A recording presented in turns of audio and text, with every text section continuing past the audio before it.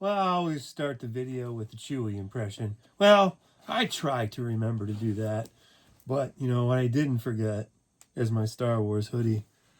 Because it's a little brittle out. It's cold. Not too bad up here. I got the heater on over there, and that's keeping me toasty warm upstairs. But I had to turn it on like 2 hours ago to even be able to get started.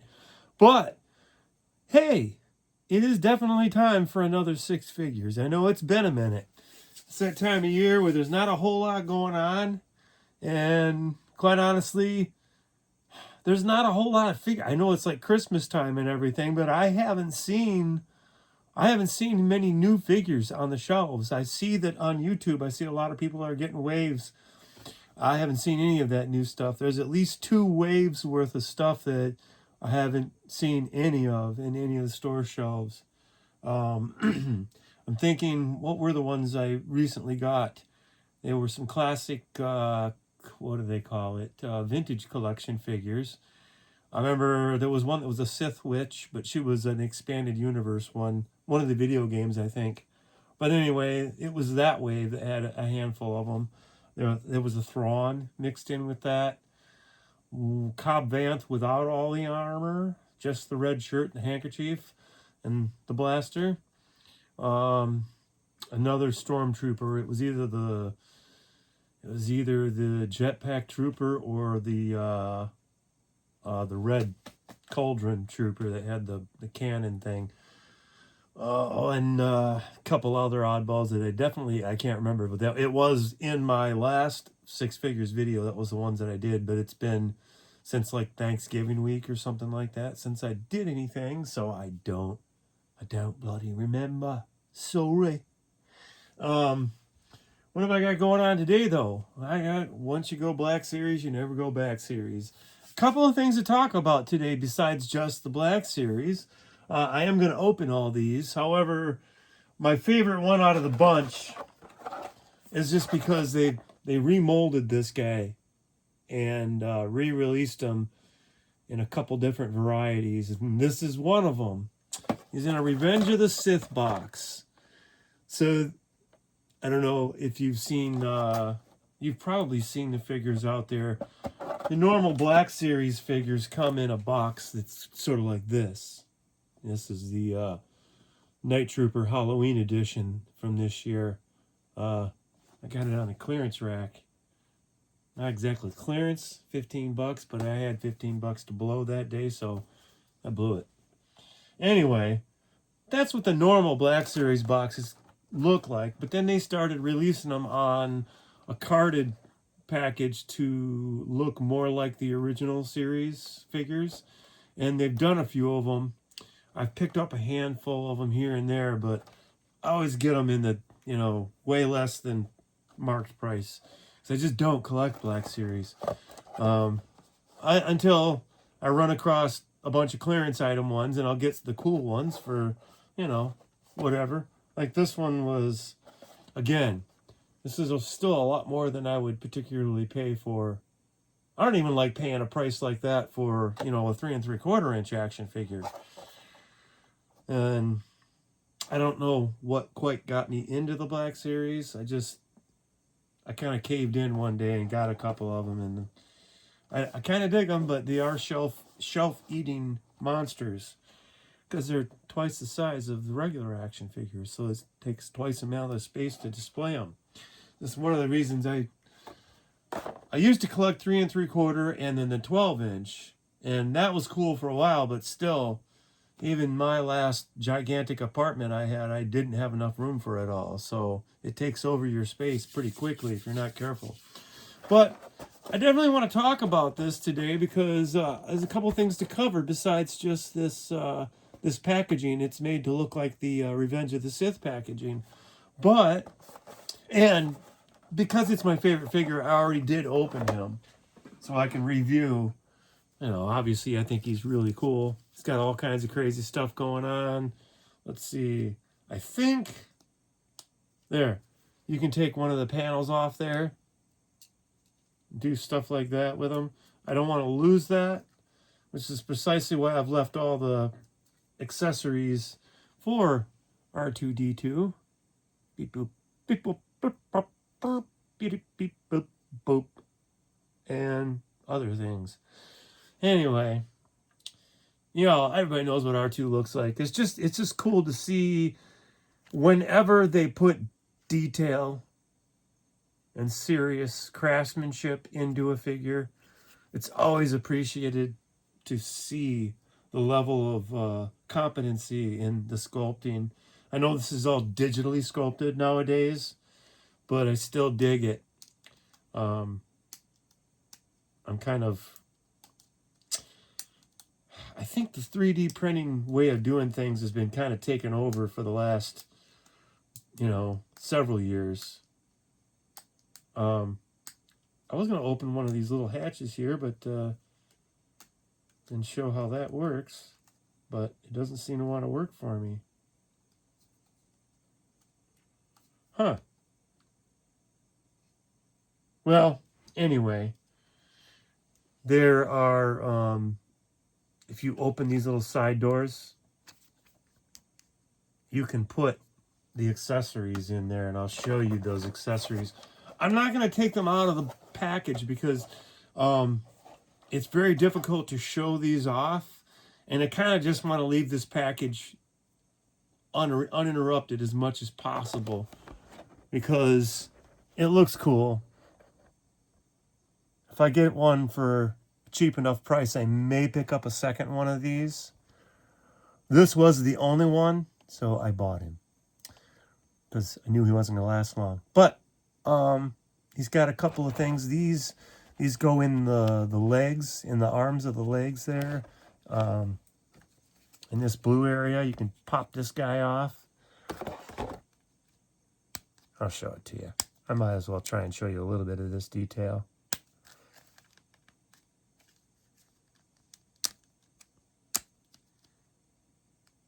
There. Ooh, you lost it. Okay, so that pops out of there, and you can replace it with the rocket firing, not the rocket firing, but the boosters, the rocket boosters you can put in his legs. So you can have him, that's what these are over here on the side here. These little guys here. And it makes it look like it's got the blue flame coming out the side. I mean, it's cool. I mean, yeah. And then it's got all this stuff. If you open up those hatches, you can put one of these out of either side. And then a couple of these guys. So all that stuff is available from the figure. And I'm not sure.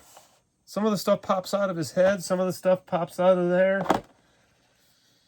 It's weird. He's a crazy little figure. But anyway, the best, I think R2 looks the coolest when he's just like this.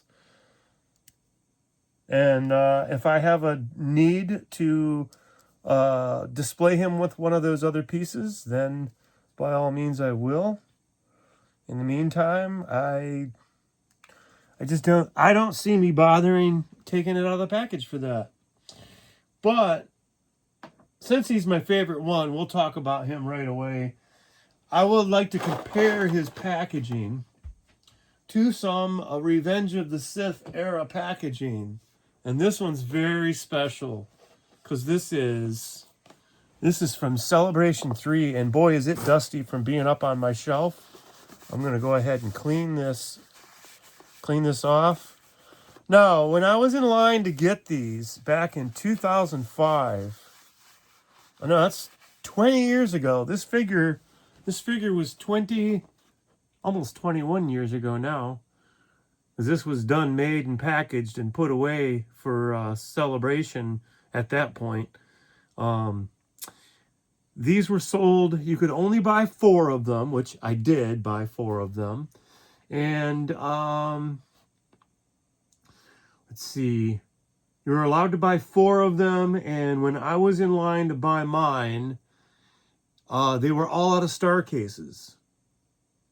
So it was kind of a bummer because I got the 4 that I was allowed to buy for being at Celebration because I had 4-day badge pass thanks to my lovely sister who bought me 4 days at Celebration 3 for my birthday that year. Love my little sister. She's so cool. And she's a Star Wars fan. So I don't know if she's on the channel. She should be. I'll find her. I'll tell her. Get on YouTube and look at my stuff. Anyway, I went to Celebration 3 for the 4 days. Thursday, Friday, Saturday, Sunday.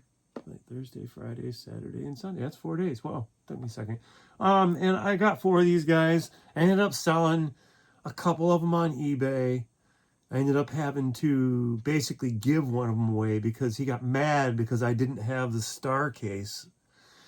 Actually, both of the ones that I sold on eBay, I got severely penalized for doing that. I shouldn't even have sold them. I sold them for pretty much cost and ended up having to reimburse the seller and basically give the action figure away for free because I didn't have the star case. Well, it was in the description of the eBay description of the item that I was not able to purchase star cases. I have 4 of these. I'm selling 3 of the 4. And then afterwards, somebody on Facebook, an ex-friend from school, ended up buying the last one, and I don't think I ever got paid for that. So I only have 1 of these left, and I would have had 4 if I would have just left it alone. But I have 1 of these left, and this is the one action figure I can guarantee I'm never going to take out of the package. But it's got a special thing here I want to share. Prepare to experience the revenge of the Sith. It is your destiny. The dark side of the Force is strong with you.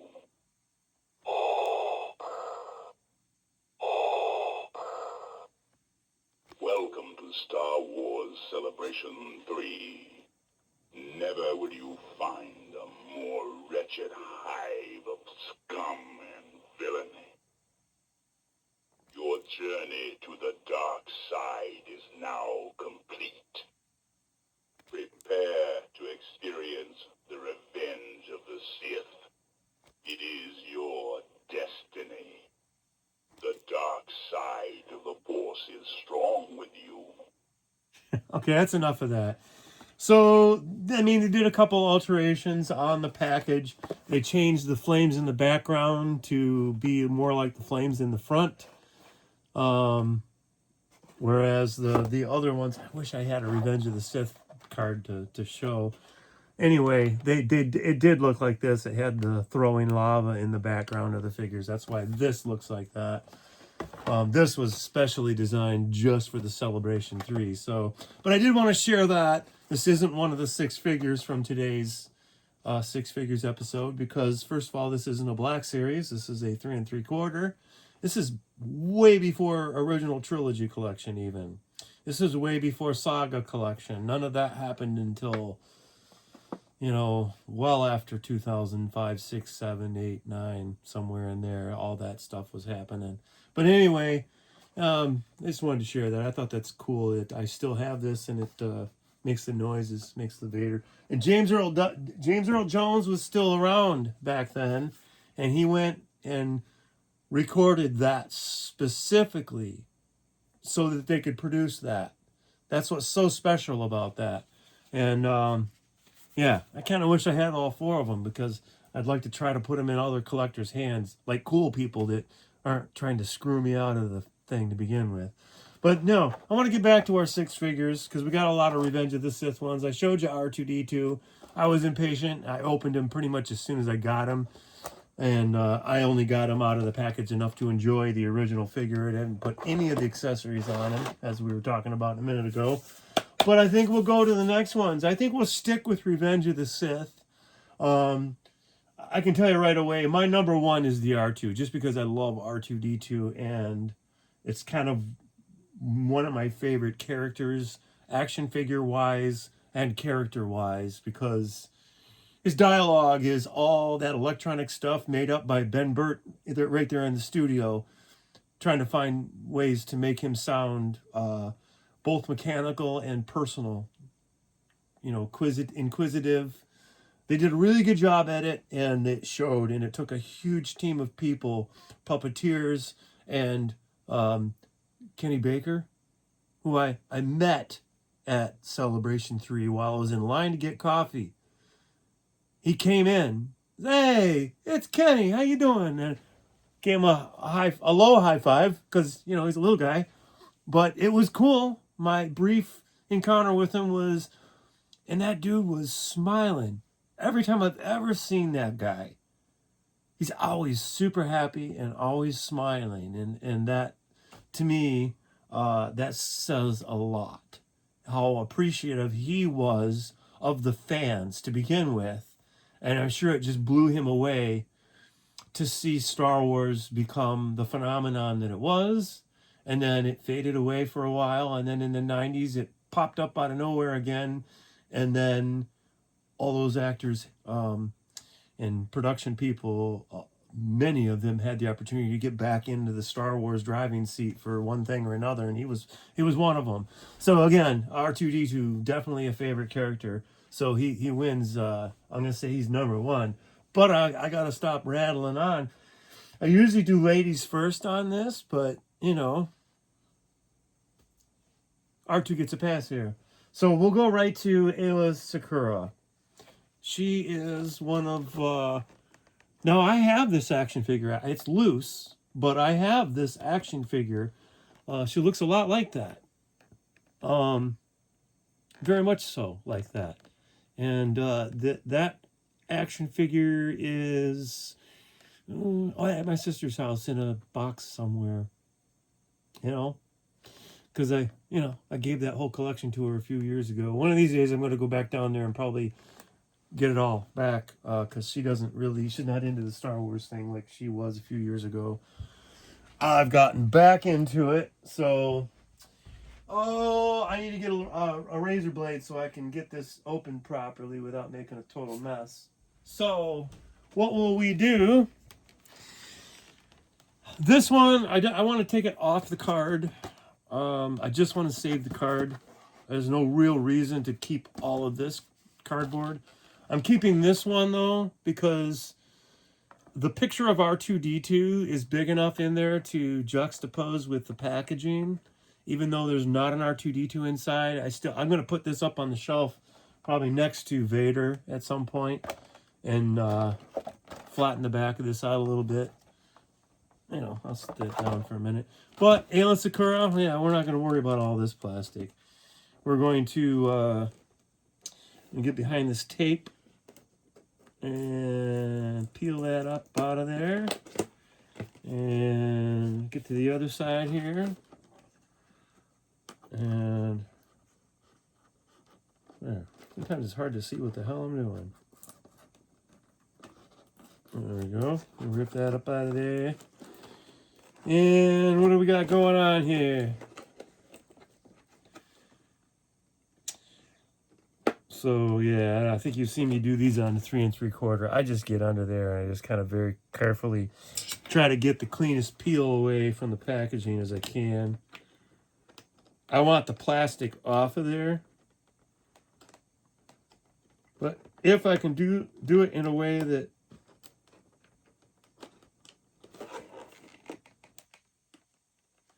there we go.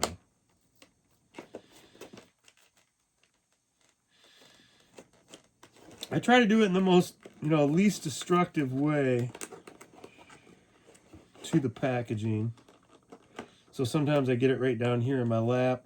And I hope to, at some point, get an overhead camera so I can flip that switch and part of the screen could be you seeing what I see. I'd like to get the GoPro camera going because that would allow me to give you exactly what I'm seeing off of my forehead, to exactly what I'm looking at.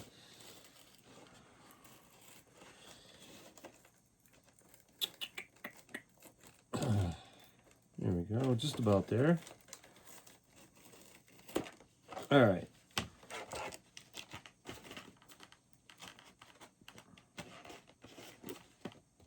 What do we have going on here?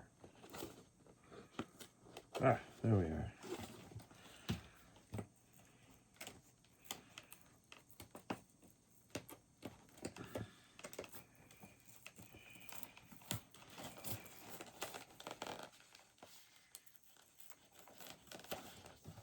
There we go. So we saved the card back. Kaboom. Yeah, they got, I think they're card backs as far as the backside these days. I find it real lackluster. Because they're not showing the current lineup of action figures. I find it much more helpful to the action figure itself if there is a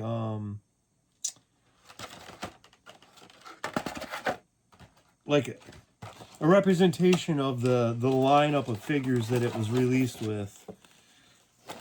And that was a thing all the way up until just recently, the last couple of years.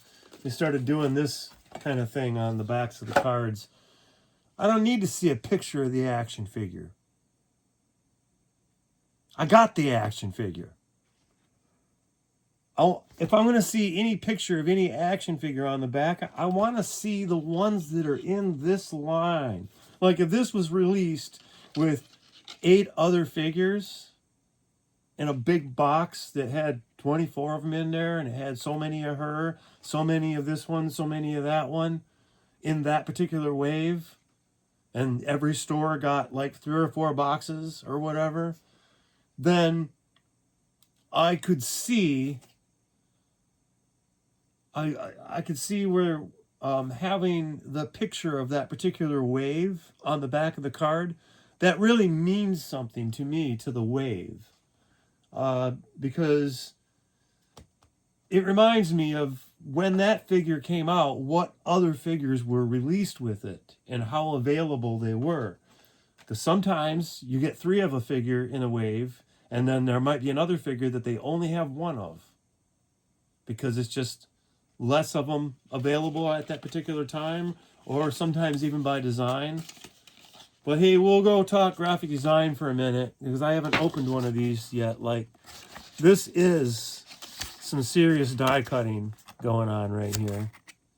I feel bad throwing this away because that's a beautiful piece of artwork. You know, maybe I'll just flatten that out and keep these. I don't know, maybe I'll just keep these ones flattened out. There's no way I'm going to try to keep all these. There's just no way. There's just too many of them. So anyway, I am trying to track down and get all the Revenge of the Sith ones because they didn't sell very well. And a lot of the stores have had them available for quite a while. And they've gone on clearance a lot of places. And anyway, I'm getting her out of there. I'm just going to get the lightsaber and all that stuff right up out of there. And she's got 1 lightsaber hilt, but she's got 2 blades. Because 1 blade is different than the other, and I'll show you that in just a second. But we're not going to keep this stuff. Definitely not going to keep that stuff. Let's look at Ayla. Well, let's get her lightsaber hilt and the lightsaber in her hand, because that way I can take it right up to the camera. We're going to show this off, and you can see what I'm seeing. You're probably going to get a better picture of it than I'm going to get, because my eyes cannot pick up all this detail right now. But, okay, so here we are. That is Ayla Secura. Super beautiful characters, super beautiful actress, production person. That she was basically a cameo role. They just dressed her up like this. Her top was constructed from leftover scraps of leather from one of Jar Jar's vests. So they kind of put her together as such.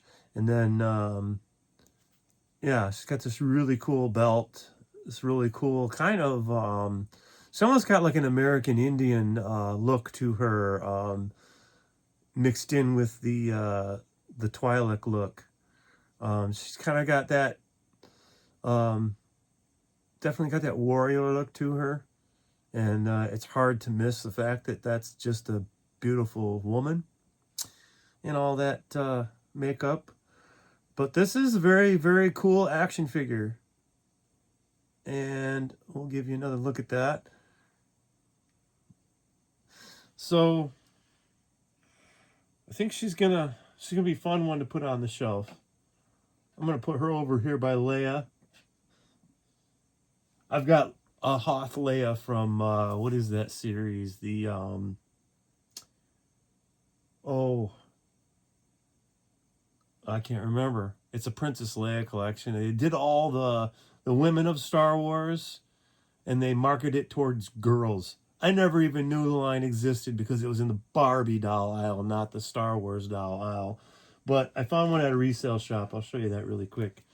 I found her and a Black Series. I think that might be one of the Marvel characters. Uh, the guy with the bow and arrow and stuff. I can't remember his name. I really can't. But I remember Loki got him with the staff and turned him into an evil guy for half a movie or something. But there's stuff in my way out here that shouldn't be here. Anyway, that's Ayla. We threw her over here with Leia. I just thought it was funny to put those two figures sitting there like that. Now I think we should go to Dooku's on the dark side. Let's skip Dooku for a second. Because Ayla and Kit Fisto did share some screen time together in that same battle. Oh, before I forget, Ayla has this really cool motion version of her blade. So what you do is you take the blade out of the lightsaber hilt and you just you pop that in. So it's just kind of an alternate blade option if you want to display that and give it the character, make it look like she's having some more. It adds to the articulation. If you're going to bend the figure in ways to make it look like it's making action maneuvers or swinging a lightsaber, that would kind of help give the lightsaber the illusion of motion. So, if you look at it like that, it does kind of look like it's in mid swing. So that's pretty cool. I don't think I'll display it like that, but who knows. Let's get Kit Fisto out of the box. I gotta break the tape on the back here. A little spot there. Open that.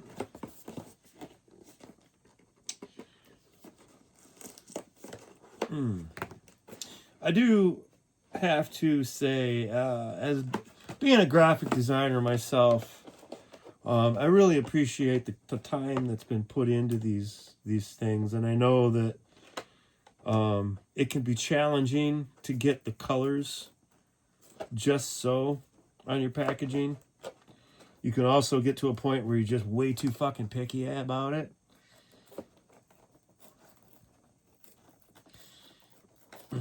But that's why I'm not so picky about how I open these things. Let's see if I can peel this clearance sticker off of here.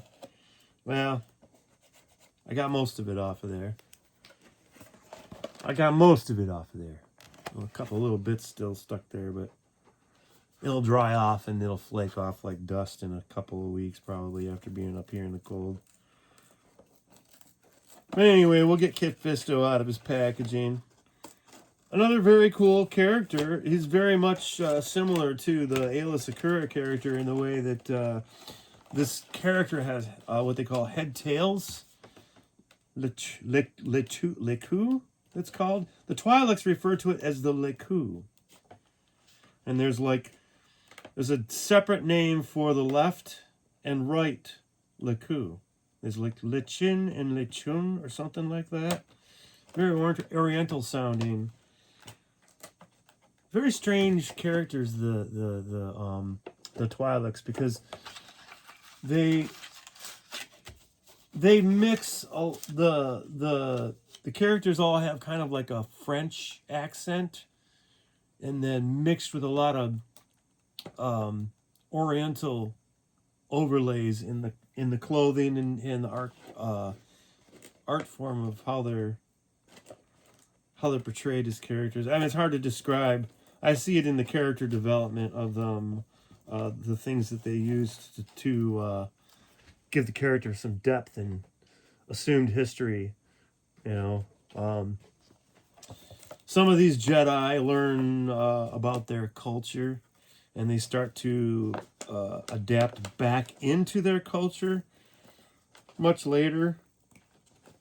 Like some of them dress in the typical Jedi robes, but then when they become masters, they kind of become more of their own person, and sometimes we'll go back to embracing their culture's attire and heritage a little bit in some way or another.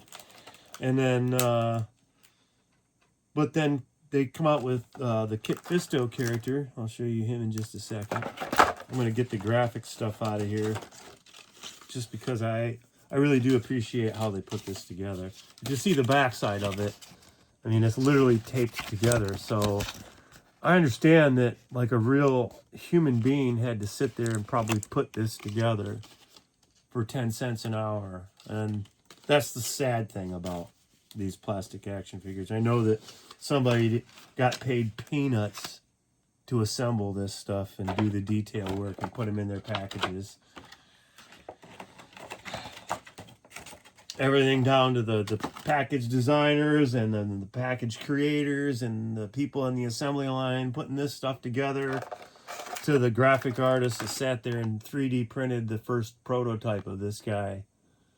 You know, because all these pieces parts, the hand is its own piece, the wrist is its own piece, the pivot point, and then the forearm, and then this joint, all the way up the arm into the elbow joint or the shoulder joint. That's 1, 2, 3, 4, 5, 6. That's 6 pieces of plastic just for the arm going up into the body. That's a lot of. Combine that by the other arm, and then the pieces it takes to make the head, and the same with the legs and the ankles. The amount of pieces of plastic it took to create this. Each one of those pieces have to be molded in their own little mold, and then this figure has to be assembled by a person. I don't know how they do the paint apps. Evidently, they do some sort of printing application to the pieces nowadays, and that makes sense. But I don't understand the first thing about what it takes for it to do that. That's a mystery to me. It's definitely a mystery. I'd love to spend some time in a plastics factory working with those machines and learn a little bit about it. It might even be a fun gig.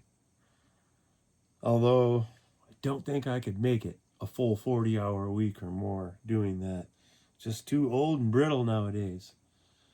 So Kit Fisto, he has a green lightsaber. I was saying he's very similar to the Twilight character because he has head tails, but he's got a lot more head tails, and he's a bit more fishy. He's got those big eyes, and these were meant to be a semi-aquatic species, which meant that they could live underwater, they could breathe underwater. This was a cool character in the Clone Wars cartoon. If you did see that, they did a damn good job articulating him in the animation series and making him a making him a semi-aquatic species and building up on the character's history, obviously how the species grow and all that stuff. It was very interesting to see them take that approach to it in a cartoon. They did some really good character development on a lot of these species characters. And then they didn't force it down your throat. They just they put it in there enough where you could make the assumption, oh, I get it, he's an aquatic species. Now he's making more sense to me. And then your brain makes up a lot of the rest. I don't know if you noticed that. But anyway, we'll go talk about the figure though, not the theories behind him. Let's look at the front of these Leku. And I don't know if this character calls that a Leku or not, but I do know this thing on the paint apps. The Leku in the front are painted and detailed. However, on the back, total fail. I mean, the rings are there. The rings around the Leku are there, like they are on the front. But they done skip some paint apps. So probably one of the first things I'll do to this when I decide to do some paint apps is I'll probably match up that color on the front somehow. And then as soon as I'm satisfied with the color I'm coming up with, I'll try to make those Leku in the back look a lot more like the ones in the front. Just so he matches a little bit better. Because I think he's missing, you get the headband bits, and then the same thing here, or on them 3 bits that are all wrapped up together. But then the rest of it we just kind of left. So, and I've seen the backside of the characters be treated with a lot more detail than that. Like Osha Anasea, her backpack and all that stuff has a shit ton of detail on that character. So why they didn't do that with this one, which is probably designed and released roughly within the same time frame, I would kind of expect the same level of quality. They're trying to sell these things for $25-$30 now. So anyway, that's Kit Fisto. That's a cool character. Cool saber. We'll put him over here by Ayla. There we go. All right, let's finish our Revenge of the Sith one. So we got one more. We're gonna go with a bad guy, and that is gonna be Count Dooku. I call him that because in the cartoon and in the movie, he is a total dickhead. He's a total dickhead. He belittles the shit out of Anakin. Shit talks Obi-Wan the whole time. And he's a total narcissist, man. And he's got no loyalty. Because as soon as he gets Qui-Gon up in the stand, not Qui-Gon, as soon as he gets Obi-Wan in the whatever, he's got them all suspended in some chamber thing in the Attack of the Clones. He's literally just shitting on him the whole time. It may be difficult to secure your release. Basically saying, guess I'm going to have to kill you. He's a total dickhead. Total dickhead. I had very little sympathy when Anakin wiped him out in Revenge of the Sith. It was like the whole theater went, yeah! And they started clapping. I was like, yeah, he deserved that. Qui-Gon would have slapped the shit out of him. Qui-Gon would have slapped the shit out of him. He said, you know what? You was my master, but you're a piece of crap now. And what are you picking on Obi-Wan for? I fuck you up. That's what Obi-Wan would have done. He wouldn't have put up with that shit.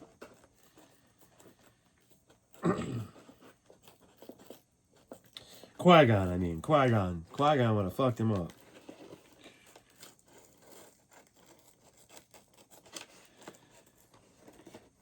And I think Qui-Gon would have figured out all that shit behind the Sith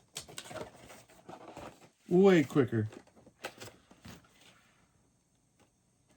That's why he had to die. The Clone Wars probably would never have happened because Qui-Gon would have figured it out way before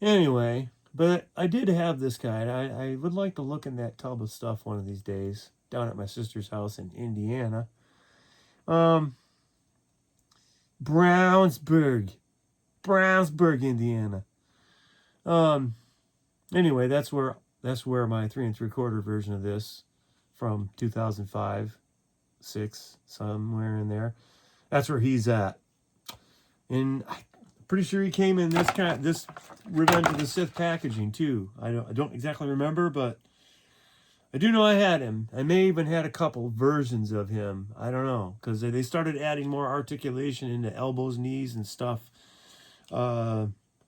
In the Revenge of the Sith line, and then the accompanying line that followed that, it started getting a little bit more complex.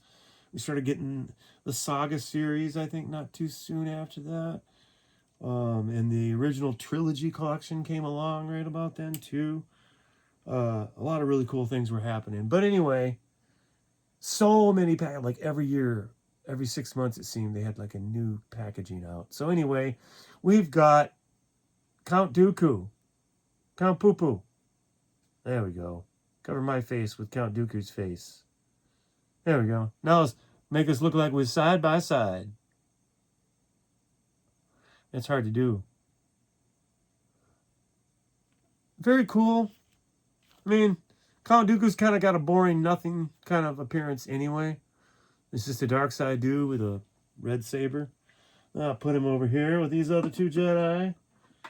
So, hey, that's 4 of our action figures. I really like Ayla. I think if Kit Fisto had not been, they skated the detail on the head tails in the back, I think he might have been a close second to Ayla. But although there's some plain Jane qualities about Ayla too, but I think it serves the character well. I'd like to maybe see some weathering in the legs and some of the clothing items a little bit. Maybe a scratch or a scar on there somewhere. Anyway, well, we did 2 light side Jedis, a dark side Jedi. How about we go right to the dark side Jedi and we'll open an Acolyte figure. Oh, yeah, let's put this saber end up here by Qui-Gon. No, not Qui-Gon. What do I call him? Count Dickhead. I'm calling him Count Dickhead from this day forward. Just because he's a dickhead. He's a lovable character. He did a great job in the movie. He was good in Lord of the Rings too, that guy. I think he's dead now. I think he's dead now. I'm not sure on that. But I think he did pass away. So many of them have passed away.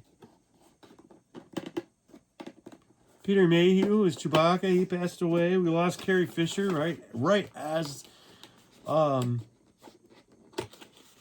was that one? The Last Jedi. It was only in theaters for a couple of weeks, and she passed away during that period of time. She didn't outlive the movies. Isn't that weird how they had to use the old footage that they had from The Last Jedi, the stuff they didn't use, they had to use that to finish the scenes that required Carrie Fisher to portray Leia in The Rise of Skywalker. They used a bunch of cool footage to finish that out. It was weird. I mean, I gotta give them a thumbs up for what they did accomplish with an actress that was no longer with us, and the digital technology that allowed her to come back to life for that. That was pretty cool. I'm not a huge fan of the story writing of the new trilogy. I've been honest about that for quite a few years. Not a huge fan of that. But, I'm not going to shit on it totally, because I watched the new movies, all 3 of them. I watched the first one twice, and then the second one twice, and then the third one, I think, once, and then I switched over to something else. But I do like them. I do like those movies. It just sucks that we didn't get to see Han Solo, Luke Skywalker, Princess Leia, Chewbacca, R2, and 3PO all together again in the Millennium Falcon doing a thing. That was a bummer. I really would like to have seen the whole gang together again for one last mission. You know. But then, you know, they did that the way they did it. And then they come out with this thing called the Acolyte. And there were parts of the Acolyte that were really cool, but there were parts of the Acolyte that were just dumb as hell. Poorly written, poorly directed, poorly constructed. The narrative was very weak. The plot lines were really weak. The Jedi running in a single file on the edge of a mountain, following a little rat. I don't understand what that was all about. I mean, I get it, but it was poor. Poorly done. It was very poorly done. And then the introduction of Plagueis as a character, the way they did it, it was 7 episodes. It should have been 8, just to get enough room in there to tell a little story. I mean, they did backstories for May and Anastasia. We're not going to do a backstory to explain Plagueis in any way. Failure, total failure if you're going to use a character like Plagueis. You understand? And then they put Yoda in there at the very end. So wait, Yoda knew that there was a resurgence of Sith in the galaxy? What, a couple hundred years before Anakin shows up on the scene? And there's a Phantom Menace? Ooh! They kind of screwed up the timeline with that.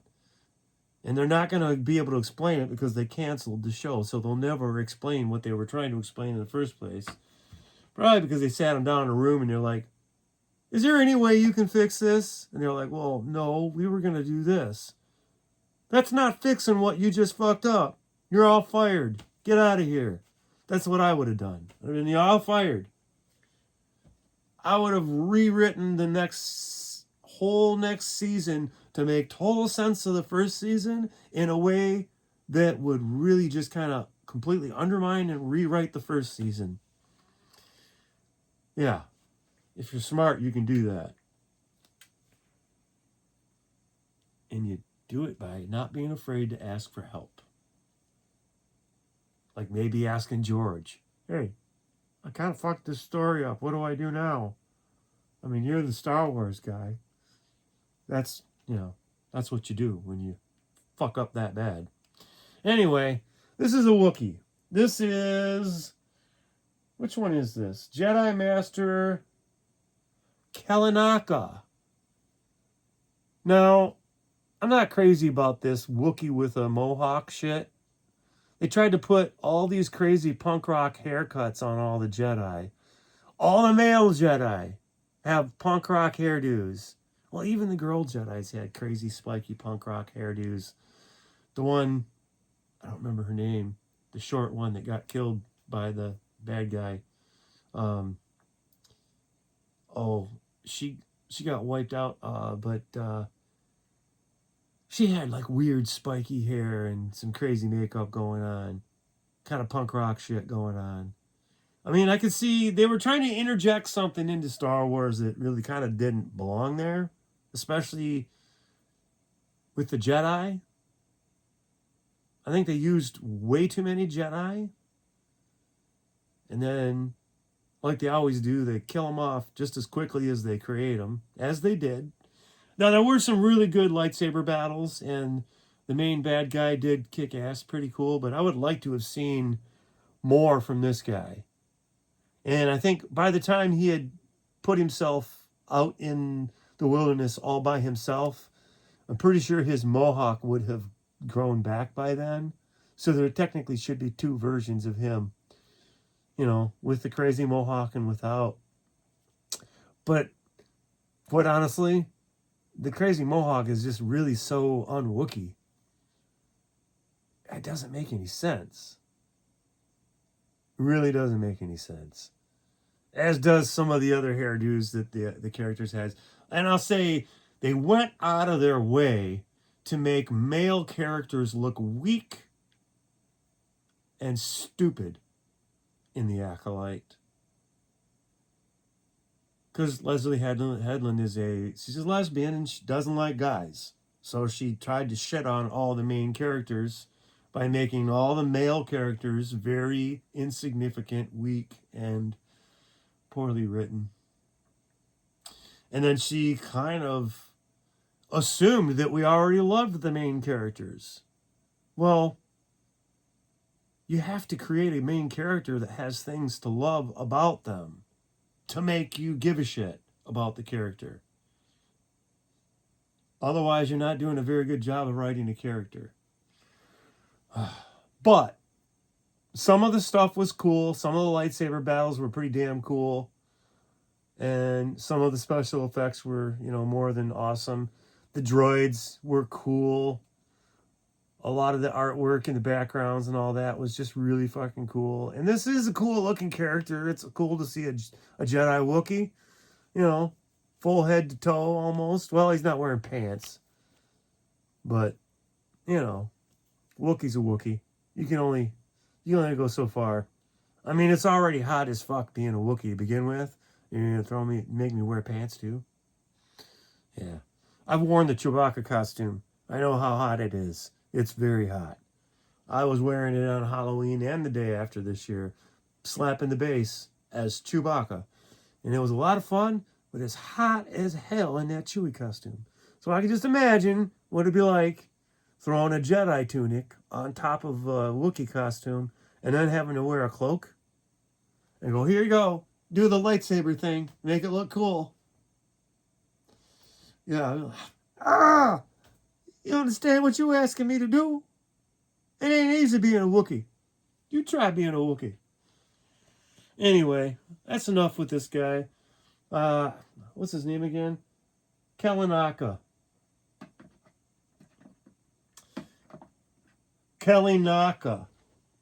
There, let's put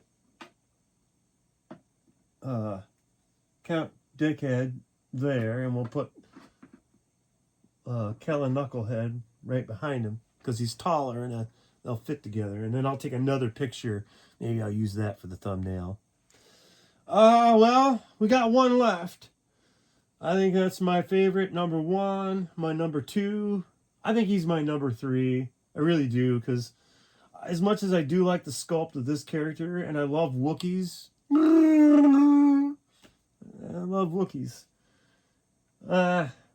the Mohawk kills it for me. This ponytail thing on top of his head just kind of, it just doesn't work for me.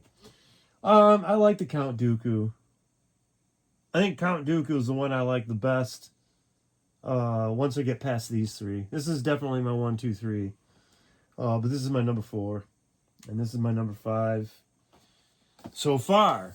But this motherfucker right here, this might crawl right up the top of the ladder. It's hard to say.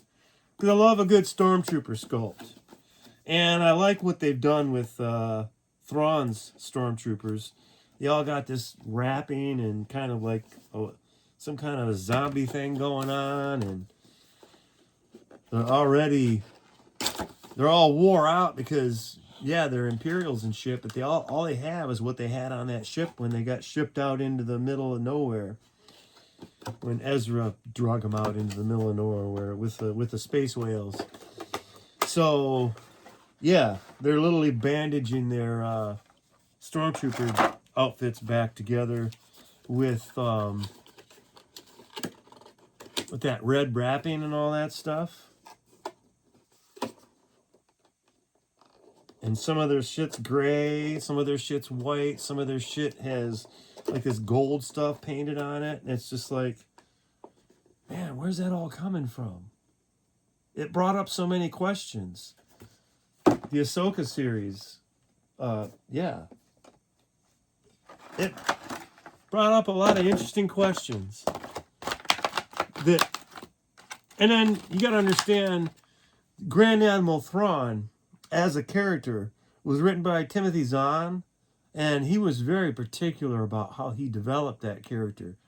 The world of art was extremely important to him in how he would understand a culture in order to basically undermine and dominate that culture. Very, very Third Reichish. Very Adolf, if you don't. I don't know how much you've read about World War II and stuff, but Adolf was a crazy artist. And then he wrote a book too many people liked. And he went nuts because he was doing meth. Maybe he would. Because he, at one point in time, he was on Time Magazine, cover of Time Magazine, and everybody in the world thought he was great. A few years later, he's public enemy number one. Him and Mussolini. And, you know, he went to the dark side. He started doing meth, and that he went crazy, and he got unlimited power, and he went fucking nuts. Killed a bunch of Jews. Pissed a bunch of people off. It was kind of a rude thing to do, most people think. So it's interesting to take the archetype of that and twist it into different characters and kind of show, well, what they've done with Thrawn, they've gone out of their way to try to make a likable anti-hero, a likable villain. Because as much as you want to realize that, yeah, Thrawn's an evil bad guy, but there's also legitimate, wholesome reasons why he's trying to do what he's trying to do. Because deep down in his heart, he really believes that he's on the right path for the right reasons. And with Thrawn, they do a really good job of articulating that and showing that. So I'm wasting a lot of time talking about that stuff. Let's go to the accessories first. We got a little zombie porg. He's cool. I can't get him to focus. Focus on the porg. There we go. Man, he's an ugly looking dude. He actually, this thing kind of looks like Wilford Brimley for some reason. It used to be fun being a porg until I got the diabetes. Now I can't see shit. And my sugar's all fucked up. Porg! Alright, it's enough of that. Alrighty. Hey, the porg actually stands on his own. Can you believe that shit? Now, I think the coolest part of this is this crazy staff that he's got. This is cool. I'm going to show that first. This staff. Very cool looking. It's got like a really cool Egyptian kind of look to it. Sort of like an Indiana Jones, the staff in Indiana Jones that he has to hold it up in the sunlight and it shines down and reveals the location of the Ark. I don't know if you remember that scene, but that's what this staff reminds me of. It's very cool. So let's get this crazy bastard out of here. We got the porg up out of there. We got the staff up out of there. We got no blaster with this guy. I'm kind of bummed about the no blaster thing. I think that gets a check mark. It's a stormtrooper. Every stormtrooper's got to have a blaster of some kind. He should have had a blaster. Yeah, he should have had a blaster. All right, how do we want to do this? Let's do... There. Let's get his hand right around there. There we go. Look at that. That's crazy with the green and the kind of cream white color and the yellow and the stitching on the helmet. And yeah, the soft goods wrapped around. It's just,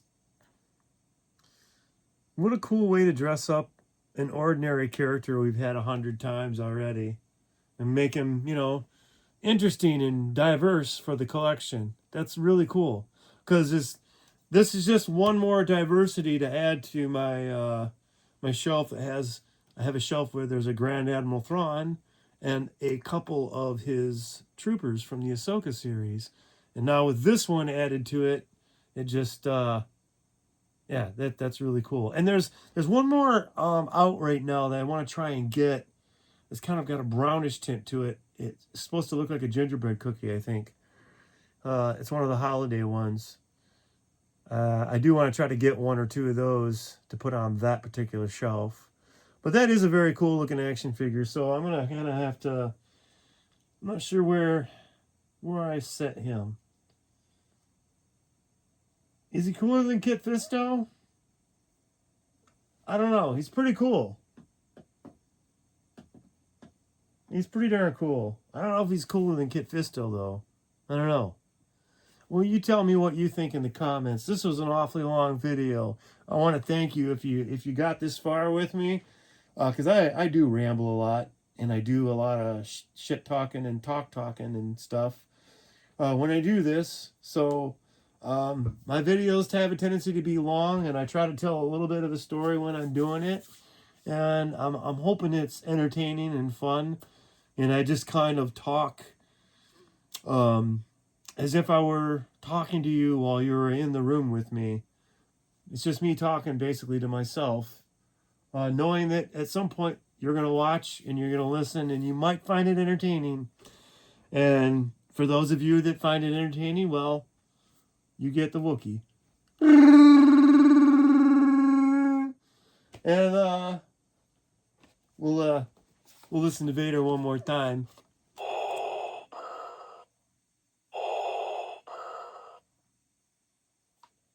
Welcome to Star Wars Celebration 3. Never will you find a more wretched hive of scum and villainy. Your journey to the dark side is now complete.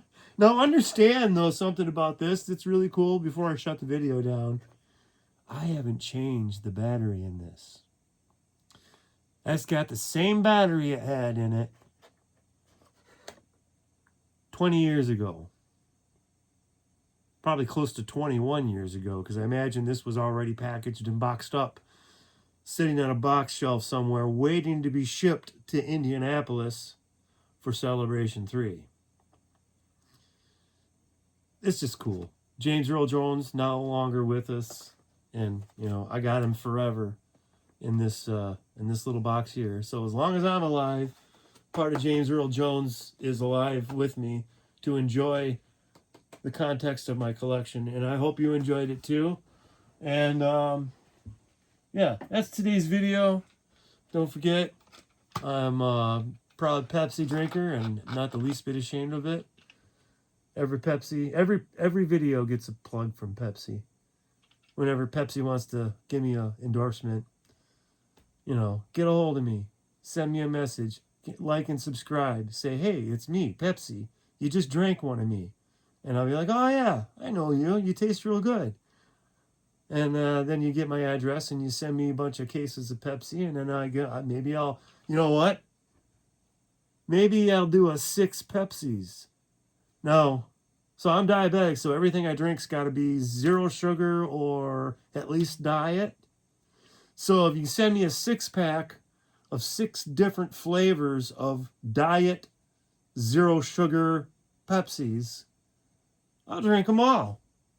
I'll drink them all right here. Maybe I'll do 6 different videos. That would be fun. Come on, Pepsi. Get a hold of me. Let's work together. Let's talk. I've been drinking your shit I'm 54 years old. I've been drinking your shit for a long time. You got the best pop on the market. You know, get a hold of me. We should work together. Huh? Come on. Hey, I gotta end this video at some point. So this is an hour and 10 minutes. I hope you had fun. Hey, one more Wookiee. All right. Can't see the action figures, can you? All right, there you go. I have to get a picture of that for the thumbnail. And I'll see you guys later.